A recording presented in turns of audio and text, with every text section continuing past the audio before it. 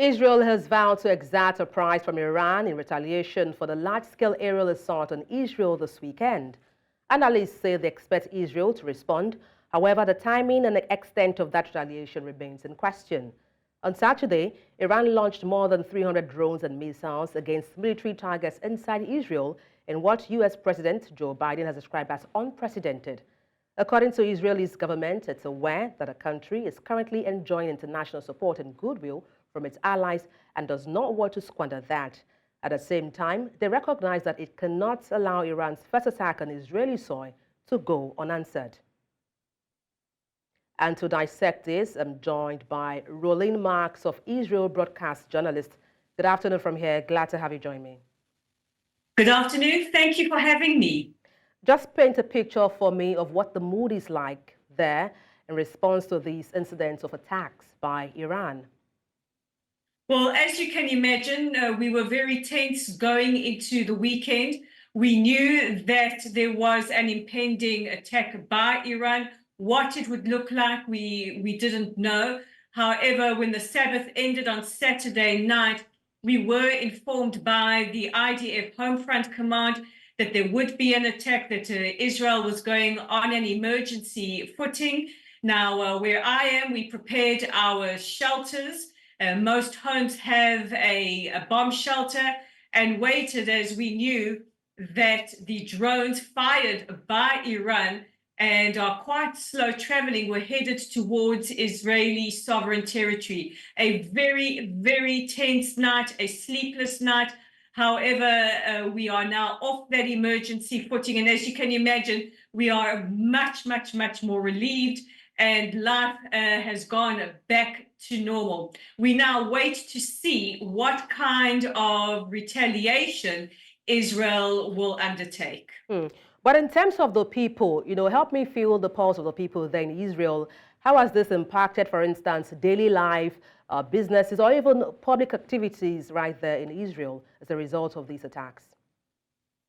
Well, Israel is a country that has been at war with Hamas following the atrocities of the 7th of October, which are sponsored by Iran. Iran effectively has been attacking Israel for decades through its proxies, Hezbollah in the north, Hamas in the south, and through the Houthis, who have disrupted the shipping lines, which has led to an impact on the cost of living around the world. So we are still feeling the effects of the Iranian sponsorship. Just a short while ago, Hezbollah fired more rockets and more anti-tank missiles towards Israeli positions in the north.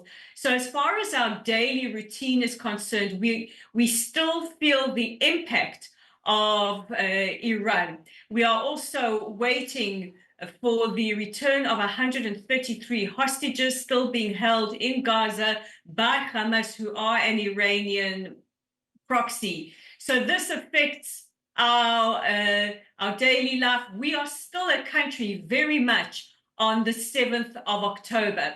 But what happened on Saturday night was absolutely unprecedented. This is the first time in decades that Iran has attacked us, not through their proxies, but directly. And Israelis now will demand some kind of response from Israel. This is the Middle East. And the only language that seems to count here is a show of force.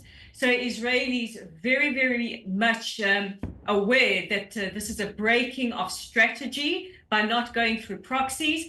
And right now, there is a lot of discussion in Israel how best, when to retaliate. Well, while that conversation is ongoing, I'm wondering what security, like there, has there been any beef up in security? What steps have been taken to ensure safety and security of people down there in Israel? That's a very, very important question. Israelis yesterday were informed that we could come off our emergency footing. The schools were closed yesterday and today. The Israeli week is from Thursday to Sunday, and schools will go back tomorrow.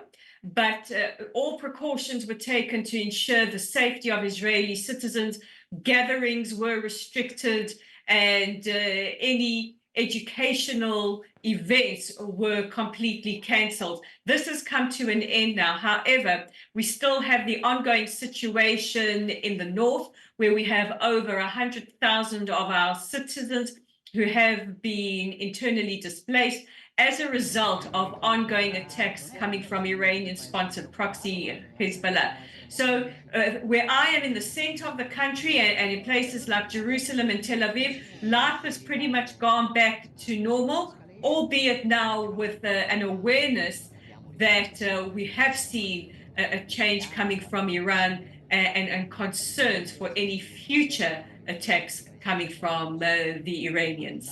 Well, thank you so much for your time. I wish you safety down there. Roland Mark, Israeli broadcast journalist. Thank you once again. Thank you so much.